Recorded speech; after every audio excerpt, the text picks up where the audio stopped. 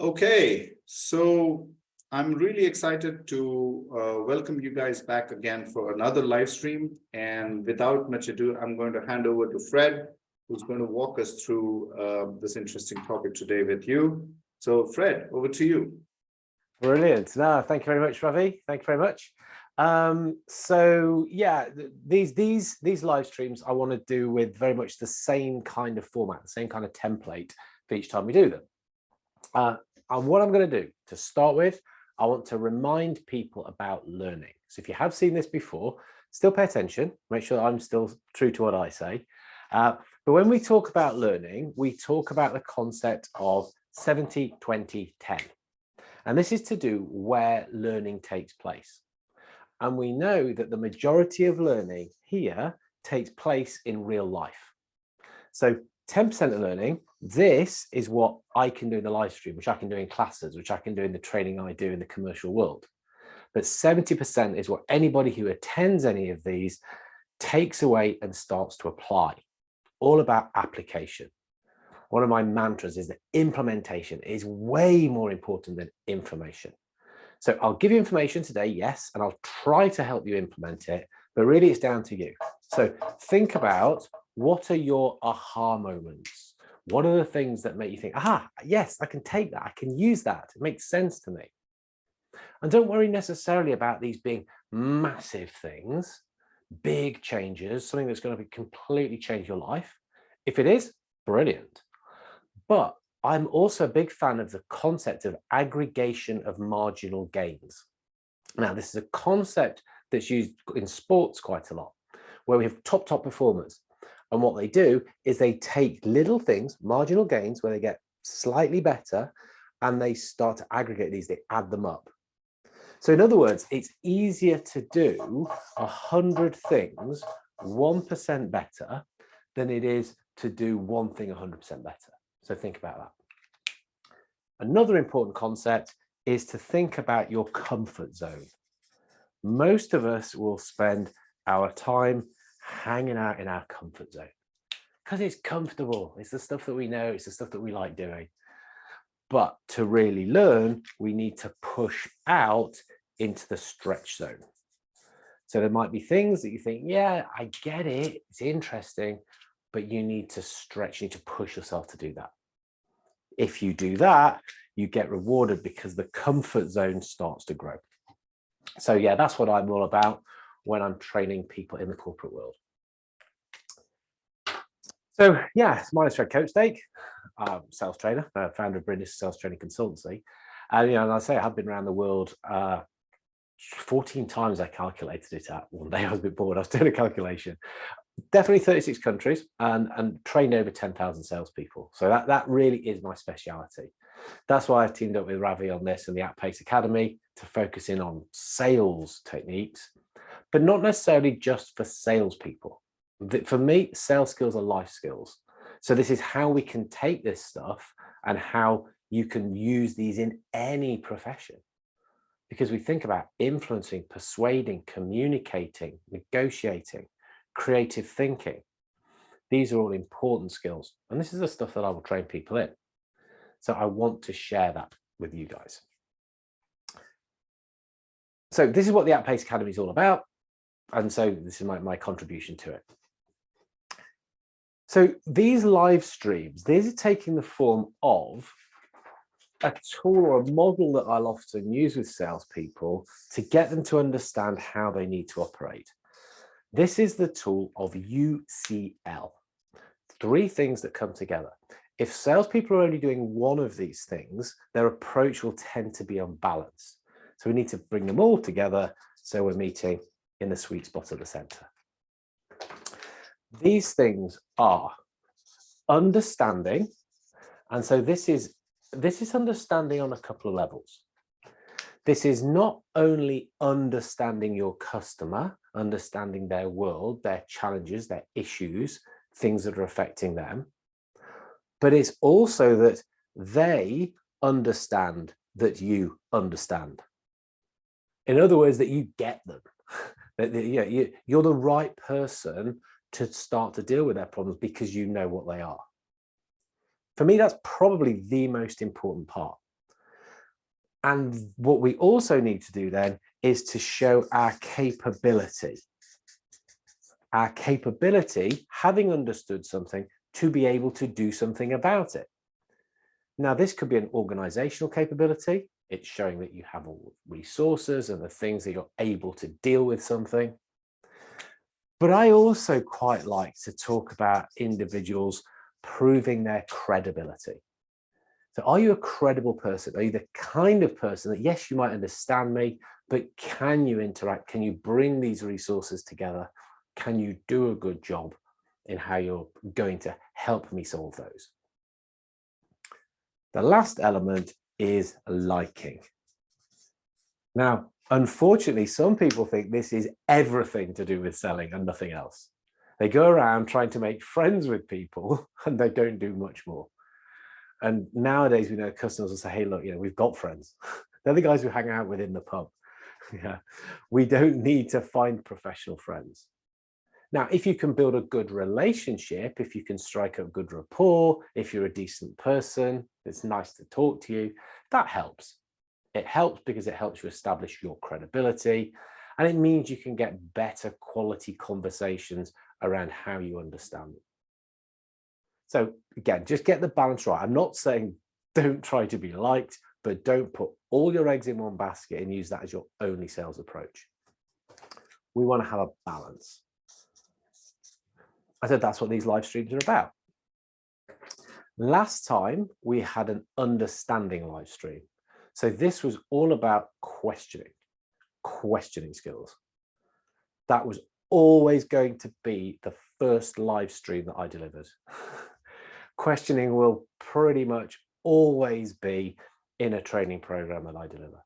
It is so key, such an important part of the sales skills that we need to develop.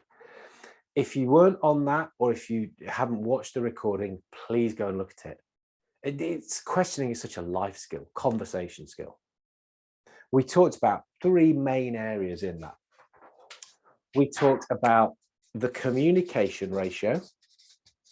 So the communication ratio, which is 2 to 1, is all about listening to talking. So it's 2 ears, 1 mouth. We want to listen more than we talk. We want to have 2 eyes to 1 mouth, so we can look at people, we can read their body language, we can understand them. And for me, 2 feet. 2 feet to put ourselves in their shoes. If we can do this, if we can empathize, we can get a way better understanding of the person that we're talking to. To help us with that, we then talked about the questioning tools. So again, very briefly, we talked about the ones which most people know, which are open and closed questions. Closed question, yes, no, answer. Open question, a more variable answer, something that gives you more of a response. These are the questions which in English are dead easy to remember because they are W words. What, why, where, when, who, how, who. How's got a W on the end, so that counts for me.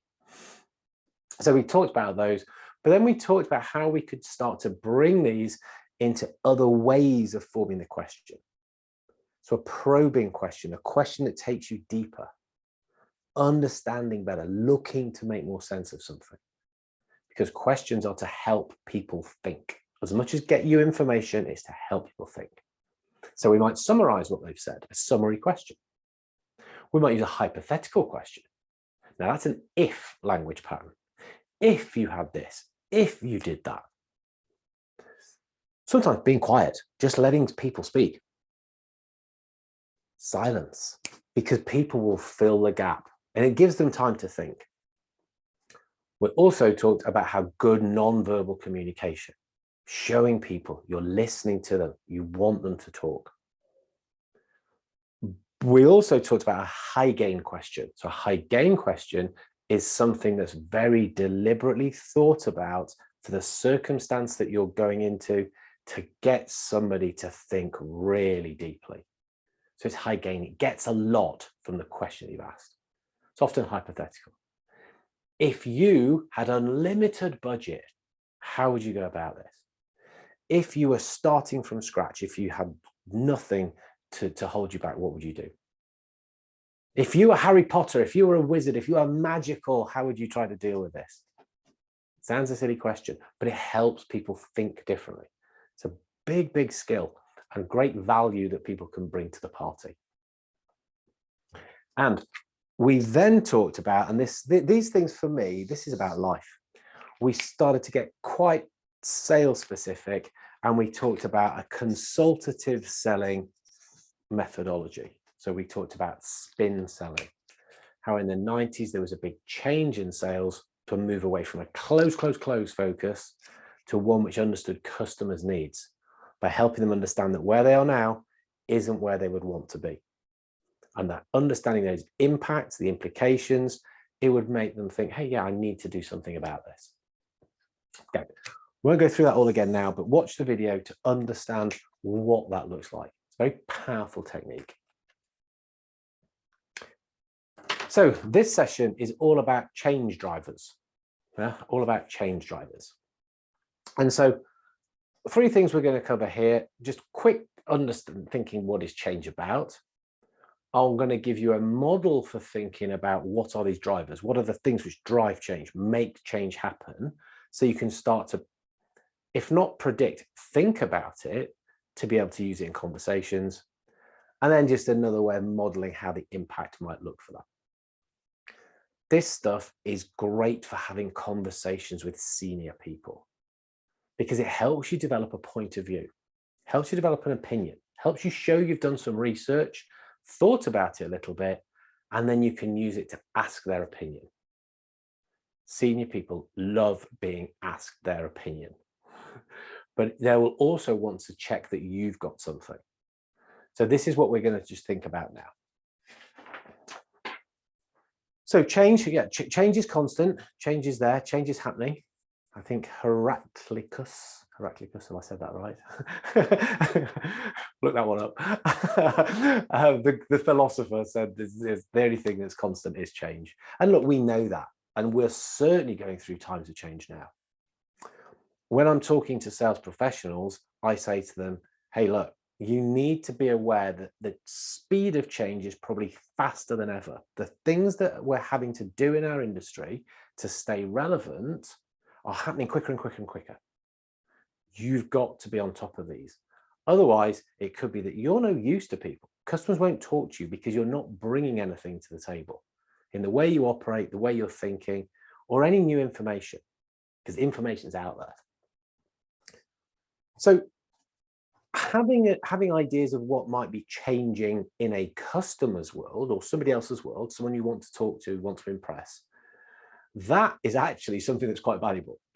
If you can start to do this, already you're showing that you understand change and you're the kind of person we'd want to speak to, we'd want to work with. And so there's various models to help us think about this.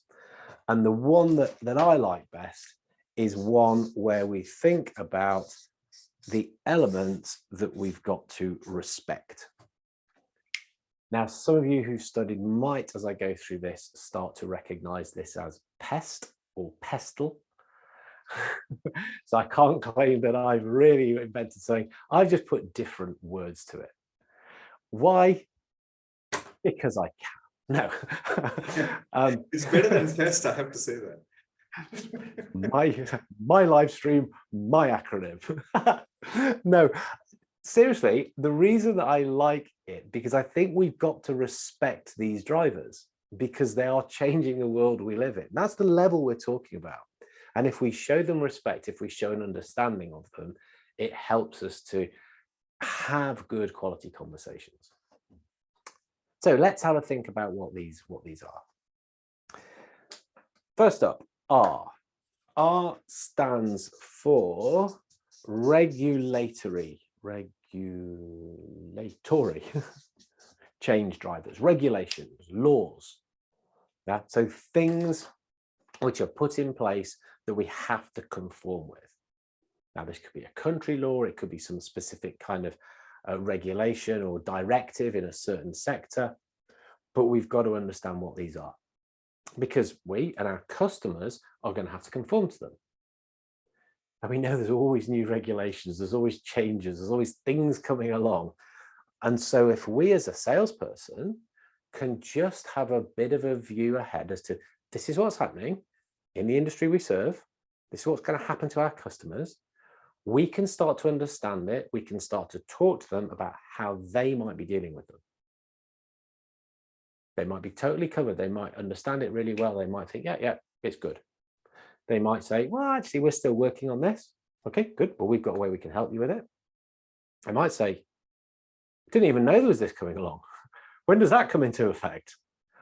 All right, I need to do something. It's a chance to help people. And this is going to be a theme you see all the way through. We're future scoping. I love this term. It's an old boss used this with me once, 25 years ago, maybe. You future scope as you look forward as to the things which might be occurring and have conversations around it. It's still as valuable a skill now as it was when he was talking to me about it then. So we can future scope around regulations, around things which might come into effect. I used to work in the drinks industry. I used to help a company sell beer. Great job. But certainly when we were working in the UK, there were some new regulations. Sorry? Did you do a lot of tasting? I do. That was a very important part of the job. Sorry to interrupt you. Go ahead. No. It was a key part. And competitors' brands as well. No. So one of the things that was happening in the UK, is where I'm based, was that there was a ban on smoking in pubs. You used to be able to go and have a smoke in a pub, but this ban came into effect. Had a big impact on the industry.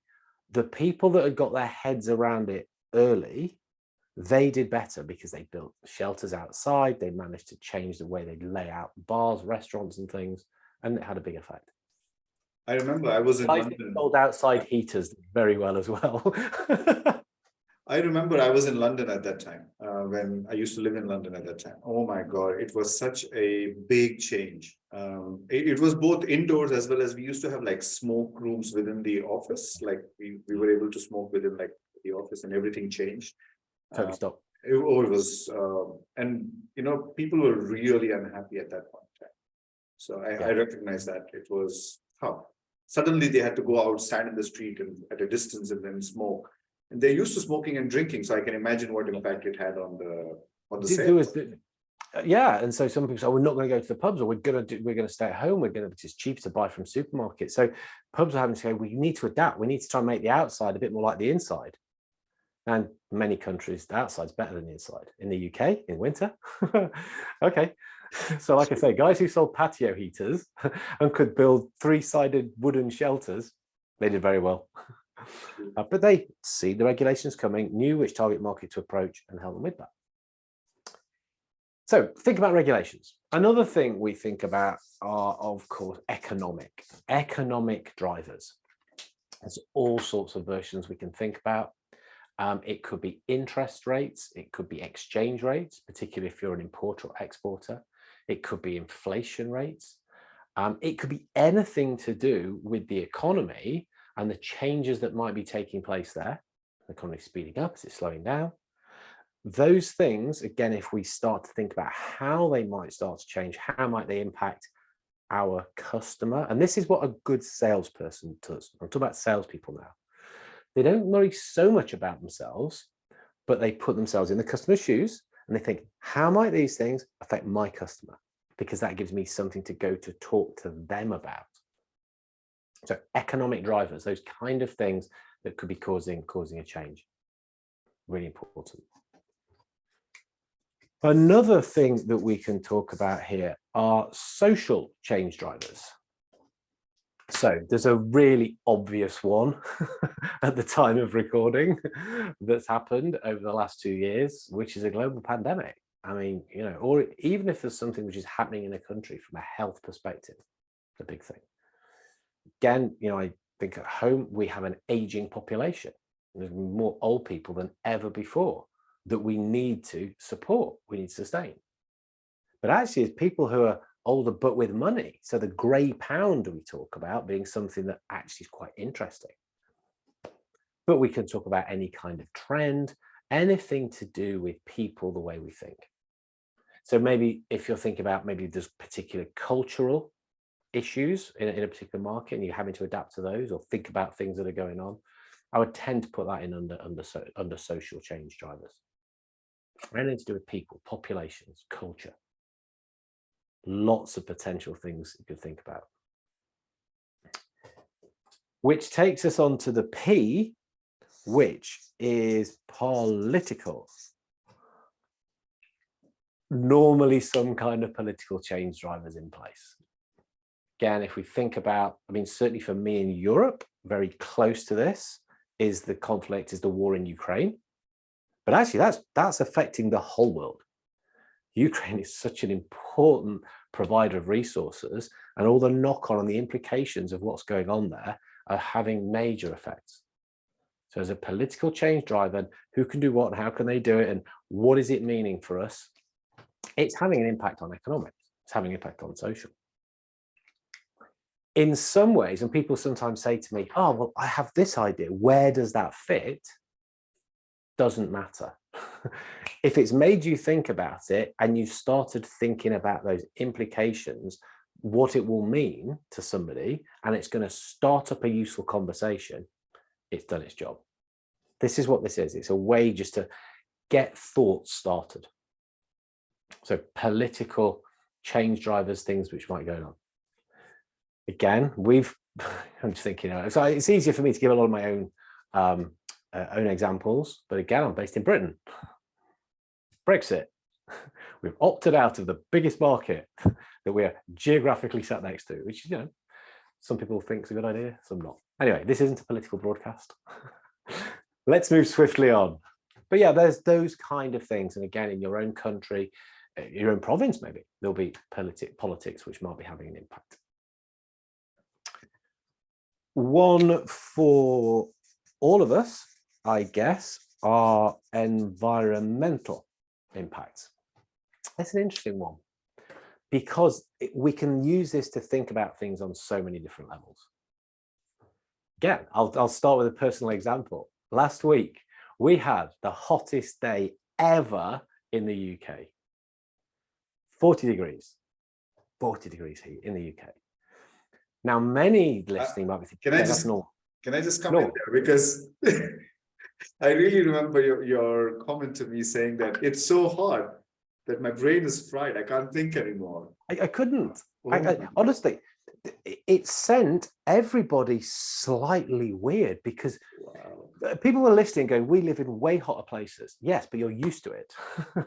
You have air conditioning. We don't have air conditioning in houses. We don't need it normally. Everyone just open the windows, which makes the house hot. But it was just sending people crazy.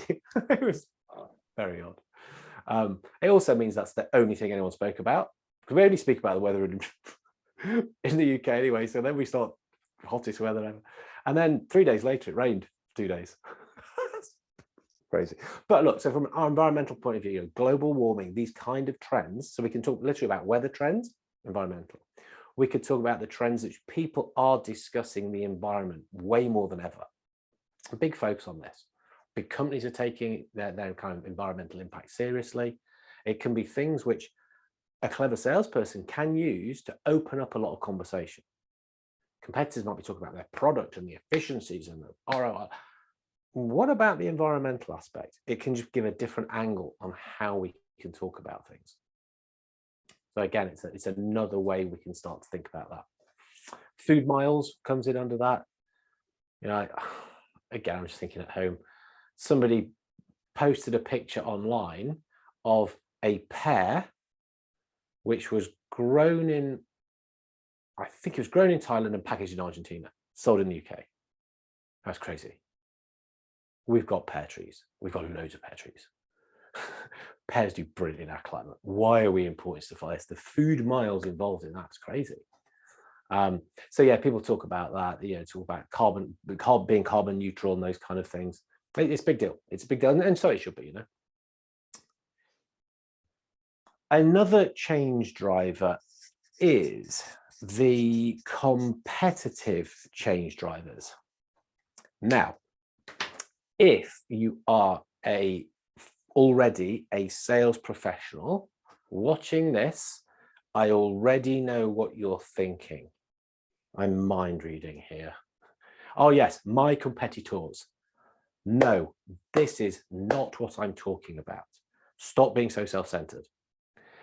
If you're going to think about competition, competitors, and other companies, think about it from the point of view of your customer. Make that step, make that shift. Think about what might be going on to change in their industry. Who are they selling against? What other things are going on? So stop being so self-centered. I mean, it's a useful piece of thinking to do for yourself, but for the point of view of getting conversations going, think about it from the other person's perspective. And don't just think about competitors. Don't just think about the sort of like companies. Think about competition. So again, a simple way I use to help people define this is, if I asked you, who's the competitor for Coca-Cola? You'd probably say Pepsi. If I said the competition for Coca-Cola, you might say, oh, well, yeah, it's other soft drinks. So yeah, what about beer? What about water? What about tea? What about coffee? Why are you having the drink anyway? Do you need sugar? Right. What about a chocolate bar then? Oh, is it because it's cold and refreshing? What about an ice cream? So these are other ways to think about competition. It's other ways to do stuff. So depending who you're speaking to, helping them open their eyes to that and stuff that they weren't necessarily perceiving as competition can be a really valuable thing to do. We can be a bit blinkered sometimes. So competitive forces, new ways of doing stuff is always going to be something which will kind of shock in there. And it kind of leads us into T, which is technology. So technology. Interesting one. Might show my age here. When I first started training salespeople, I was talking about the internet. Honestly, don't laugh too much. This new technology, the internet. Yeah, because people are going to use it more and they can have the sort of the functionality of it. During my career, we started talking about Web 2.0, which again, is probably just an irrelevant term. That's web becoming interactive. It's two-way. It's not just notice boards. What? Now we're talking an era of social media and everything, Web 2.0, and just web's is about interaction. But we're now talking about, is it Web 3, something like this, which is the next. And again, I'm not in any position to comment about that. I know I've heard of it. I need to understand it better. Anybody coming and selling me stuff, if you can explain to me Web 3, I am all ears. I'll have a conversation with you. Awesome. I think it's really about distributed ledgers, which is the blockchain technology and everything else that goes with it, which is very interesting, where it's all decentralized. Yeah. Rather than have one central authority that manages it. So it's quite interesting. You're right. But if you can speak to that, people would be really interested to talk to you. If you understand it and it's relevant to what somebody's doing and you're using a different way, so actually you're kind of bringing in a competitive element to what you're doing, to how they can do something, yeah, it's going to be hugely interesting. To be fair, I mean, also in technology stuff I understand a little bit better is AI, not how it works. Magic. No, but it's the clever stuff that it can do. I mean, I use various AI programs. Of course, I've taught you about my coaching chatbot. Uses AI to ask me questions. It's such a clever piece of kit. I use AI to edit stuff, I download things. It's using the language to help me edit videos. There's so much clever stuff. Augmented reality, virtual reality. There's lots of really quite cool things out there which can change how we do stuff. Will have an impact on competition, I think. But again, knowing how we do that then helps us kick off conversations. This is what this is all about. Kicking off conversations. Use these as little thought starters and think, is there anything in there that might be relevant that I might think, yeah, you know what? I'm going to just understand a little bit more about that and it will put me in a good place to talk to my customer about it. Yep, I've seen something here, bit of investigation. It's not about becoming the global expert on it, but just enough to kickstart conversations because you might well know more than somebody else. That's what we're trying to do using these change drivers. So they're the change drivers. One of the ways in which we can just start to visualize that. If you're a visual thinker like I am, is to start to use a grid or a matrix where we're starting to think about what is the level of impact that it has over a period of time. So if we think about short term, medium term, long term, to start with, think about what does that mean? But that could well be that that's 1 year, 3 years, 5 years plus. And then we've got a low, medium, or high level of impact. We then might be able to take the thing that we've identified and say, ah, right, this at the moment is going to have reasonably low impact, but over time, what's going to happen is that impact is going to rise. If you can start to predict that or kind of have an opinion that that might be something, and this is what's affecting a customer or the person you're speaking to, it gives an interesting conversation. They may disagree. They may think that over time it gets lower. They may think it is going to get higher, but it's not as much as you think. That's fine. The point is we're having a valuable conversation about it. So again, using the map, we might think that actually it's not now, but in 3 years' time, something's going to be hugely high impact, but it's not going to last for too long. Or it's going to stay high impact forever. Different things are going to have different levels of impact. So it's just a way of thinking about what's it going to be. Massive now, and it's going to maybe dip, but then become important again soon. Okay, it's a thinking tool. It's almost no right or wrong. We're not fully predicting, it's future scoping, but crystal ball type thing, but it's about getting good conversation. Hopefully you're seeing my pattern here. It's all about good conversation.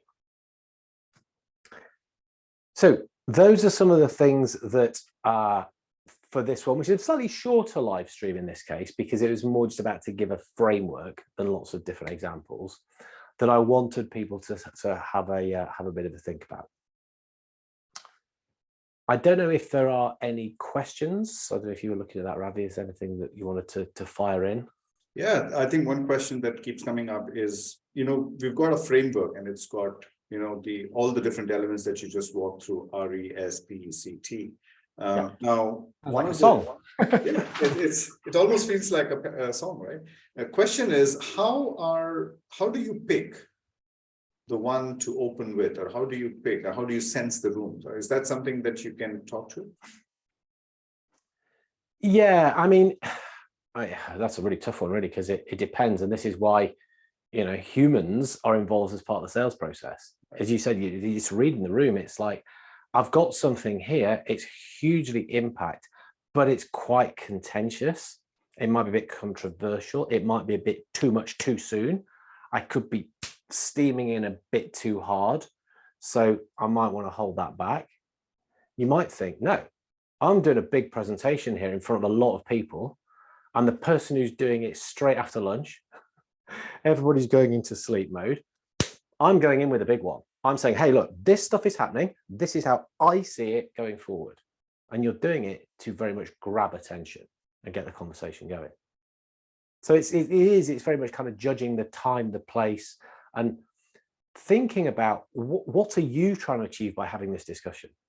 That's kind of what most of these things will boil down to. Why do you want to talk about it? What are you trying to influence somebody to do? What are you trying to get them to think about? How do you want them to react to it? If you're thinking like that, that will help you pick what might be the best thing to deal with. I just want to get a little bit of a conversation going, show I've done a bit of research about them, pick something a little bit easier, a little bit more gentle. No, I really want to shake the cage. I want to get people to sit up and take notice. Bang. Let's go with something a bit heavier, if you like. Does that make sense? That makes sense? Bad question. It does. I think that makes sense. You're right about the fact that it is a very nuanced thing. And that's where the skill part comes in, because a lot of people struggle with trying to figure this one out. One of the challenges of human beings is that we are as unpredictable as we can be. And so a lot of the skill is really around being able to read the room and being able to adapt the pieces. This is quite tricky. Do you have any tips on how people can use some of these to in either the opening or in the value creation or in the closing? Do you have tips on that? Yeah, I mean, without going into a full, I mean, I kind of mentioned presentation skills, you know, particularly if you're doing a presentation, say, best piece of advice is open with impact. One of the things we see more often than not is that people open so badly. It's just like, oh, hi, I'm me, and then I'm going to do some things, and they might do a bit of an agenda, which is good because at least gives people a path, and then just start talking through stuff. So what we need to do, and I'll draw it, what we need to do is if we're doing a presentation or even a kind of meeting to get it off running, people have got like an attention threshold, haven't they? Yeah. What we've got to do, we've got to keep people above it for a start, because as soon as they go below it, we've lost it. But do you want your presentation to be sort of, I don't know, meandering along with people just barely above their attention threshold? No, we want to open with massive impact. So in presentation terms, we call that a spike. You spike the presentation, bang, whoa, wasn't expecting that. Yeah, so that's where you might be saying something that really is kind of almost contentious, if you want to go down that route, to grab people's attention that you can then use through the rest of the presentation. So so for an example I will do here is that I will say, so I wrote a book, Hybrid Selling, which is about kind of a new format of sales which people need to start to adapt to. When I'm presenting that, I'm usually doing it online now, so I'll ask people, what's the favorite dinosaur? It's a bit of a weird question to ask people. I do that to get people leaning forward and typing. Yeah. I then know what they're going to type, because they always do. So look, everyone's put T-Rex. I don't know if that is your favorite, or is it just easiest to It's type? just easy to remember. Of course it is. So I was like, oh yeah, you know us. So yeah, it could well be a pterodactyl. Anyway, so my name's Copestake. I'm not a dinosaur. I certainly don't think I am. I've been around, but the point of this presentation is, if you guys are not careful, you're going to be like dinosaurs and you're going to become extinct. You are not going to be around anymore because you cannot evolve to the environment. It's not survival of the fittest. It's not survival of the most intelligent. It's the ability to adapt. Bang. So yeah, that one, I've had a little bit of a play here and then use that to say, hey, look, and this is why, and then I'll explain some things, and then throw in a couple of other things. In this case, it is to frighten people, yeah, because I'm trying to shift their thinking as to what they need to do to future-proof and to kind of keep relevant in their career. I never want to go below this.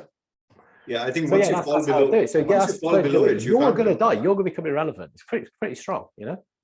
Yeah, I think you're right. Once you fall below the threshold, there's no way you're coming back. It's hard. Very hard. You've got to do it again. Yeah. You've got to do it again. And so look, that's a presentation. But yeah, meetings are a little bit like this. Meetings, though, in some ways are easier because if you spike with something interesting and then keep somebody talking about themselves, what's their favorite subject? We'll stay up there, won't we? No, but you've done it. Otherwise, they could be like, oh, I'm actually below. So the last thing I want to do is have a meeting here. The last thing I want to do is a conversation with this person. True. So we drag them up with something like this. It's great. Some tension power. Yeah. And again, remember, UCL, let's go back to this. This is why it works so well. Understanding. You've hit something that's shown you understand their market. You guys as salespeople are going to be dead because this and this and this is happening. It's now enhancing your credibility because you're saying, look, I've researched this stuff. I understand this stuff. Yeah. Are people going to like you? Well, it depends what you're talking about. They might not actually, because it might be a bit uncomfortable for them. Right. But actually, that's pretty, in my case, the least relevant thing. So yeah, this is why I think building almost like talk tracks or just having ideas, having these things ready to go, like little mini firecrackers you can throw in to grab attention, to get a decent discussion going on, or to, if you're doing more talking, boom, boom, boom, boom, boom. That's how it would work quite well. Brilliant. I think those were the questions that I had, and we don't have any more coming through. So, Fred, thank you very much for that. Any final words of closing? Sure. Yeah. I mean, you know, the At Pace Academy. that's what we're here as part of. You know, these are part of the free live streams, and we're doing quite a lot of these because we do want to get the word out there. Of course, we do. Both of us are on a mission, aren't we? Yeah. We are on a mission to help people to get people into the best place that they can. They can be with their careers. So if the sales topic, either the skills, because the sales skills are life skills, are interesting, or if you think, no, career and professional sales for me is what then there is a lot of resource in there. The video stuff is designed in a deliberate way to talk more about very generic, anybody should look at this stuff, to anybody in business, and then the last set is anybody's actually going to use this as a sales professional. They're very deliberate. So yeah, join that. I'm sure this will be linked and push through to it. Absolutely. Anybody wants to connect with me on LinkedIn? Yeah, always have to do that. Mention this, please, because that's always good to know where you found me. But yeah, you know, let me go back to one of my mantras. You know, sales skills are life skills.